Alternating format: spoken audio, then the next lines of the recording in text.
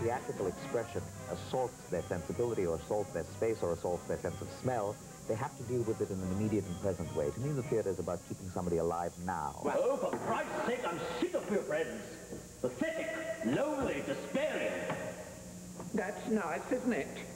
We say, well, people may like it or they may not like it, but at least this is what we want to share with people. So often the theater is about the audience for me. What are they feeling? What are they thinking? The stage is a world of entertainment. It's the best experience of my life.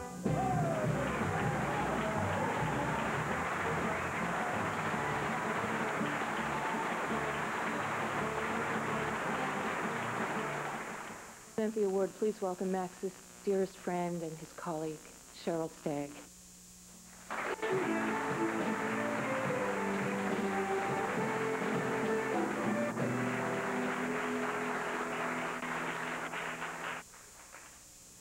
Thank you.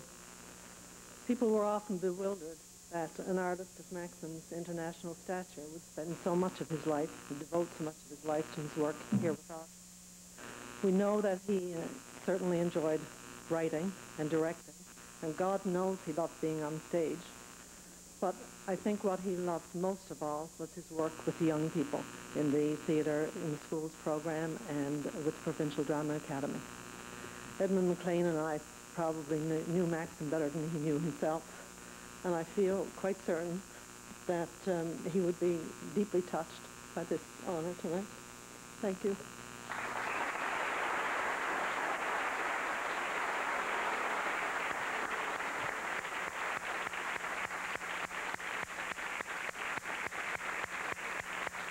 Here they are again, Kelly Russell, Frank Marr, Sean Panting, Adam Staple, and Chris Batstone, the Planks.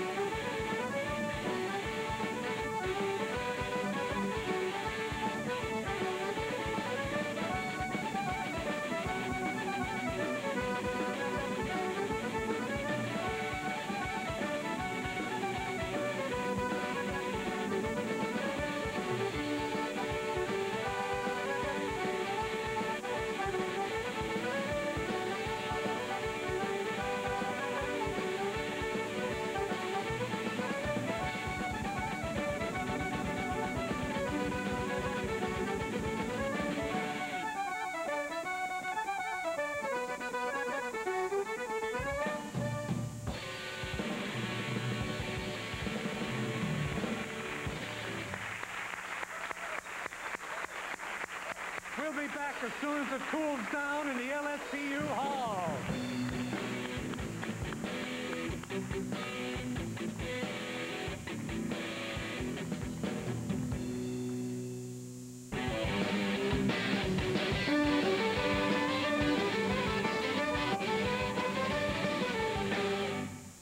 Ladies and gentlemen, please join me.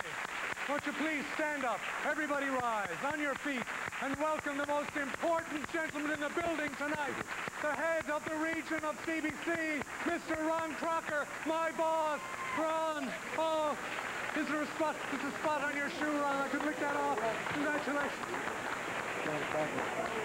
CBC man, oh man. That happened very with that little bunch.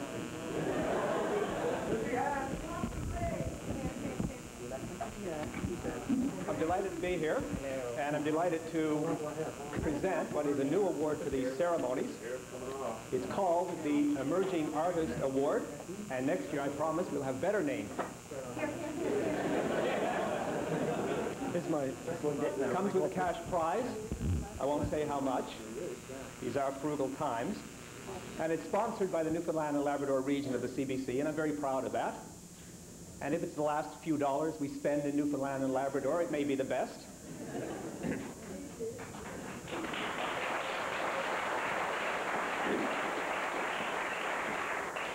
I must say, I was a bit startled when I learned that this year's winner had written a book called Creaking in Their Skins. I thought it might be about CBC executives after the last budget, but apparently it's not. In fact, I know it's not. It is, in fact, a fine collection of short stories about life and love in Newfoundland, and I suppose the whole damn works. It's written in a smart and gritty and accessible prose by a talented Newfoundland writer. Ladies and gentlemen, here to read a short passage from Creaking in Their Skins is the Newfoundland Arts Council's Emerging Artist of the Year, Mr. Michael Winter.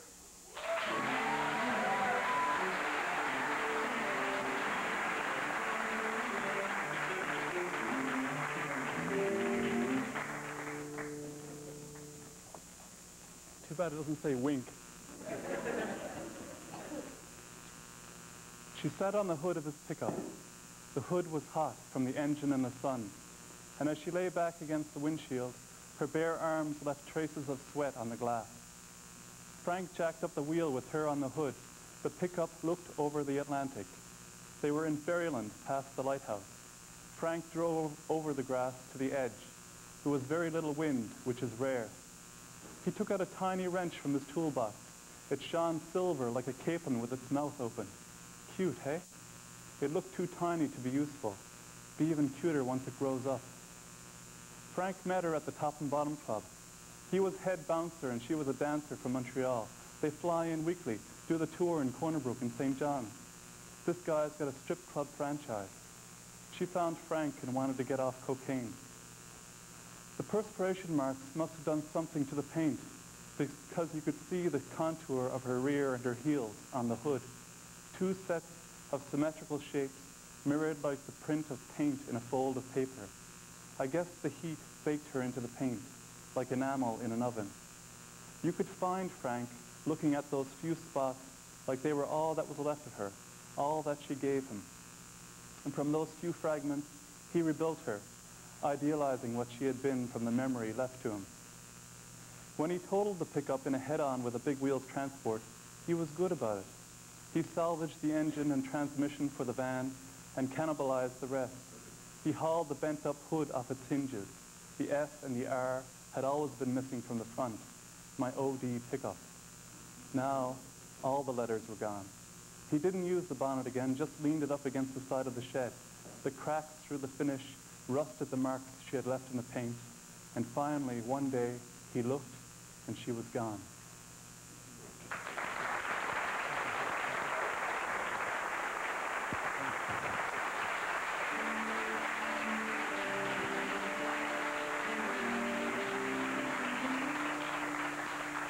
This writer is not emerging, he has emerged, and I'm happy to give him this award.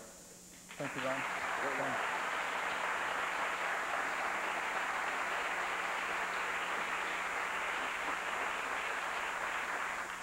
I'd like to thank the Arts Council for making this award. This is the first year for it, and I love the title of it, Emerging. I think it's such an active description of what artists do, and I think any artist would say that they're always trying to emerge into new unexplored territory with their work. And while Ron wouldn't tell you how much, I think it's important that awards like this while it's a beautiful plaque, this money is $2,000, and I think that's great. I mean, I think artists need awards like this as well as a plaque.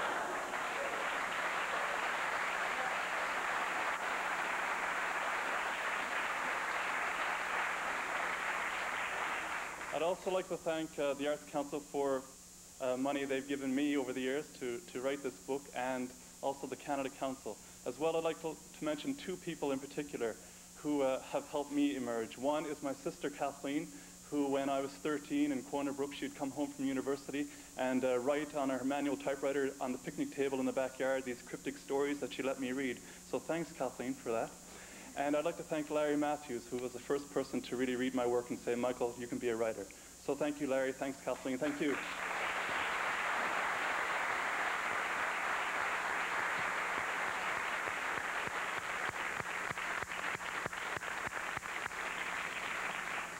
To award the third Hall of Honor, won't you please welcome the author of last year's hit and soon-to-be motion picture, Random Passage, and this year's sequel, Waiting for Time, Bernice Morgan.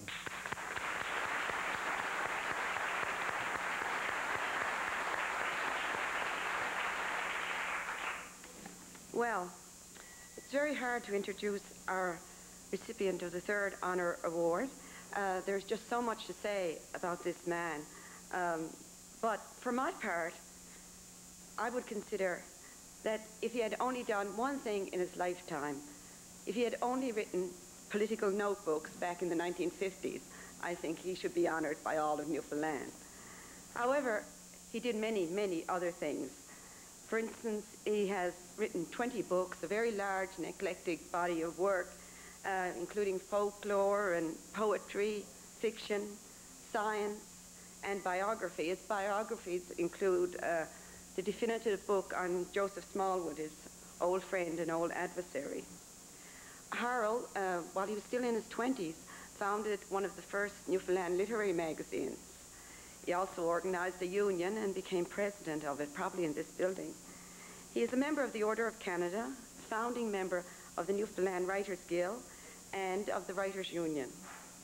And I've barely skimmed the surface. By the way, he's also a teacher, and I'm pretty sure a teacher of Mr. Crocker, who I think was in a class, one of his classes with me. I've barely skimmed the surface of his wonderful career and his marvelous accomplishments, and my 30 seconds is up, but I think you can learn a lot more from the video we're about to see.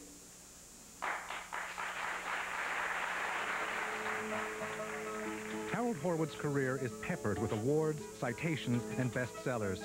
They include White Eskimo, The Foxes of Beachy Cove, Joey, and Tomorrow Will Be Sunday. He's won the Beta Sigma Phi Best First Novel Award, the Carnegie Citation for Best Scientific Book of the Year, and in 1980, Harold Horwood became a member of the Order of Canada. But although writing became his life's work, he first came to public attention as a labor leader in 1947. We did get the wage for on-scale laborers up by 50%, which created an immediate improvement in their standard of living and so on. And these were the people at the very bottom of the heap. And sure, I had the feeling that if I'd never done anything else for the rest of my life, here I'd justified my existence, you know.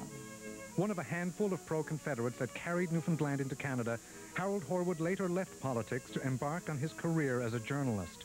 His political notebook in the Evening Telegram was piercing, fierce, and ahead of its time in its scathing review of Smallwood's rule. Harold kept people going. People who were getting fed up with what was going on in the government and wondering if there was ever going to be an end to it. I really feel that just reading Harold kept people going. In the 1960s, he wanted to burn down the schools, but instead helped found and finance an experimental free school called Animal Farm. When funds got low, he paid the rent out of his own pocket. But flamboyance and social activism aside, it's for brilliant passages of sparkling prose that Harold Horwood will be remembered. It's a very rewarding occupation, enormously rewarding. You create something that you can have a very strong feeling for, you know. I had never intended to be anything else, that's all I can tell you.